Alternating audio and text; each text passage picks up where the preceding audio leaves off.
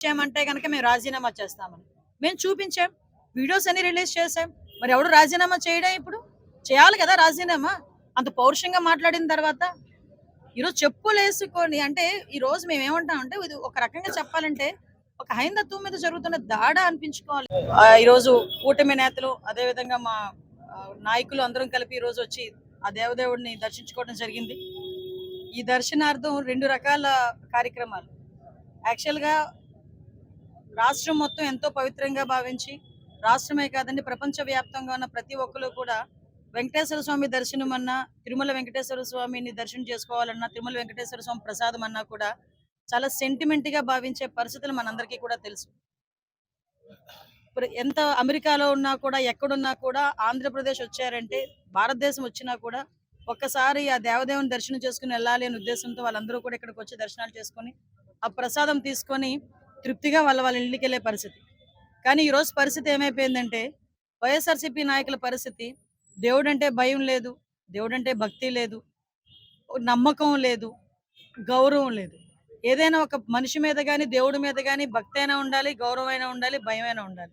ఆ 3 కూడా లేకుండా ఈరోజు వాళ్ళు చేస్తున్న ప్రతి పని కూడా చూస్తా ఉంటే, హైందత్వాన్ని కించపరచడం వాళ్ళ ధ్యేయమా? లేకపోతే ఆ దేవదేవుడిని అవమానించడం వాళ్ళ ధ్యేయమా? లేకపోతే ఏమనుకుంటున్నారు వాళ్ళసలు?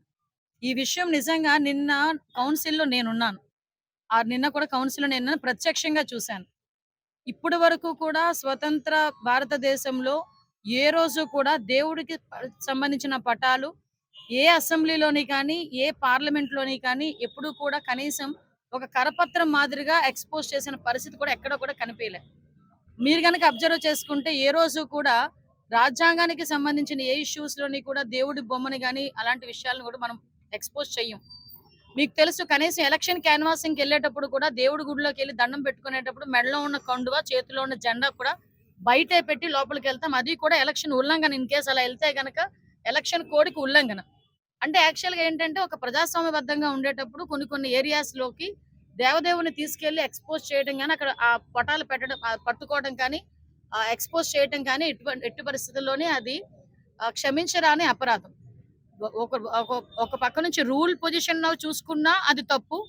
మన హైందత్వం ప్రకారమైన ఒక సెంటిమెంట్ పరంగానైనా కూడా రాజకీయానికి దేవుణ్ణి వాడుకోవడం అన్నది మరో తప్పు. ఇప్పుడు ఈ రోజు వాళ్ళు మాట్లాడితే కౌన్సిల్‌లో గత వారం రోజులుగా వాళ్ళు చేస్తున్న పరిస్థితి కూడా చూస్తా ఉంటే నిజంగా బాధ అనిపిస్తుంది. ఇలాంటి వాళ్ళని 5 సంవత్సరాలు ఈ రాష్ట్రం ఎలా భరించిందా అన్నది కూడా అర్థం కావట్లేదు. తిరుపతి లడ్డూలోని కల్తీ నెయ్యి వాడారు, కల్తీ జరిగింది తిరుపతి లడ్డూలోని అని ఆ రోజు ఎన్డీడీబీ రిపోర్ట్‌ని బేస్ చేసుకొని ఒక సిట్ ఏర్పాటు చేస్తే వీళ్ళే వెళ్ళి సుప్రీంకోర్టు వరకు వెళ్తే సుప్రీంకోర్టు తిరిగి సిబిఐతోని సిట్‌ని ఏర్పాటు చేసుకొని ఒక స్పెషల్ సిట్‌ని ఏర్పాటు చేసుకొని దానికి సంబంధించిన ఛార్జ్ షీట్ బయటకు వస్తే ఆ ఛార్జ్ షీట్‌తో పాటు సిట్‌కి సంబంధించిన ఒక రిపోర్ట్ కూడా గవర్నమెంట్‌కి సబ్మిట్ చేస్తే ఆ రిపోర్ట్‌లో